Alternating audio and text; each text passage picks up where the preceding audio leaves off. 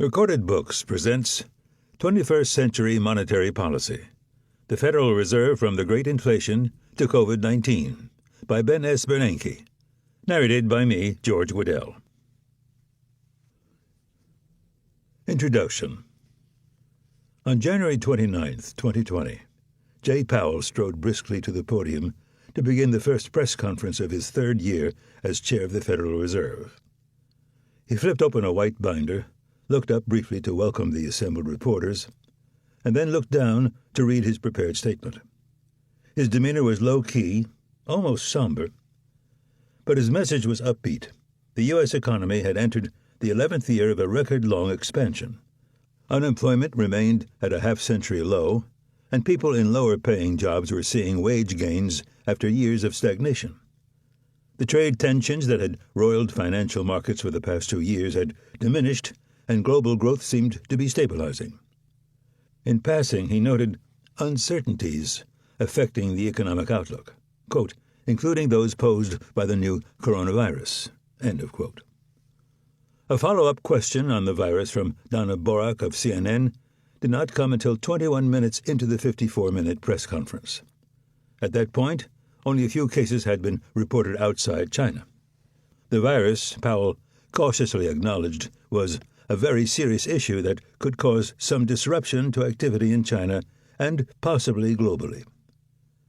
5 weeks later, on March 3rd, Powell walked to the same podium and in the same calm tone read a much darker statement to reporters. He offered his sympathy to people the virus had harmed around the world, noted that it had disrupted the economies of many countries, and predicted that measures to contain the virus will surely weigh on economic activity both here and abroad for some time. The Fed, he said, was cutting interest rates to help the economy keep strong in the face of new risks. He hinted at more to come. The state of the world had changed dramatically, and the Fed's policy had changed with it. Between the January 29th and March 3rd press conferences, the virus had evolved from a localized problem to an incipient global crisis. Reported cases of the disease that would become known as COVID-19 had risen from fewer than 10,000, almost all in China, to more than 90,000 worldwide. Italy had quarantined towns in its Lombardy region, and Iran had reported a surge of infections. In the United States, the first virus death was reported on February 29th, a man in his 50s near Seattle. U.S. cases and deaths grew exponentially from there, threatening to overwhelm healthcare systems in New York City and other hotspots. Meanwhile, virus fears triggered the worst week in U.S. financial markets since the 2007-2009 financial crisis, signaling trouble ahead for the economy. The Dow Jones Industrial Average, which had hit a record high earlier in the month, plunged more than 12% during the week ending February 28th. In March, the turmoil spread to bond markets.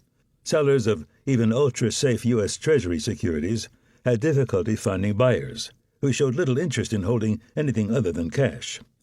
The markets for private credit, where corporations, home buyers, and state and local governments borrow, threatened to freeze entirely as lenders and investors grappled with coronavirus-induced uncertainty. The market's panic attack did, in fact, presage economic trauma.